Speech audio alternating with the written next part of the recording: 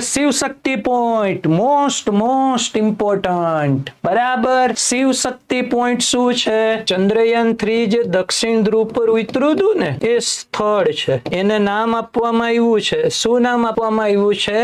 શિવ શક્તિ point. ચંદ્રયાન-1 જે અવલોકન કર્યું એ સ્થળને જવાહર નામ આપ્યું. ચંદ્રયાન-2 ભલે નિષ્ફળ ગયું લેન્ડિંગ કરતી વખતે, ઈ પોઈન્ટને નામ આપ્યું તિરંગા. ચંદ્રયાન-3 સફળ ગયું, એને નામ આપવામાં આવ્યું છે શિવ શક્તિ પોઈન્ટ. તો અત્યારે સાહેબ કેમ ચર્ચામાં આવ્યું શિવ શક્તિ પોઈન્ટ? તો વૈજ્ઞાનિકોએ એની ઉંમર જાણવાનો પ્રયત્ન કર્યો આ શિવ શક્તિ પોઈન્ટનો. તો તમે જાણીને શોક થઈ જશો. આ જે પોઈન્ટ હતો, આ સ્થળ હતો, એટલો બધો જૂનો હતો. 3.7 અબજ વર્ષ અધધ જૂનું પોઈન્ટ. તો એક્ઝામમાં પૂછાશે કે ભાઈ તાજેતરમાં શિવ શક્તિ પોઈન્ટના રિલેટેડ સંશોધન થયું, તો વૈજ્ઞાનિકોએ આ કેટલા વર્ષ જૂનું હોવાનું અનુમાન લગાવ્યું છે? તો યાદ રાખજો એ પોઈન્ટ બરાબર 3.7 અબજ વર્ષ. એનો મતલબ કે એકદમ માનવીનો શરૂઆતનો કાળ.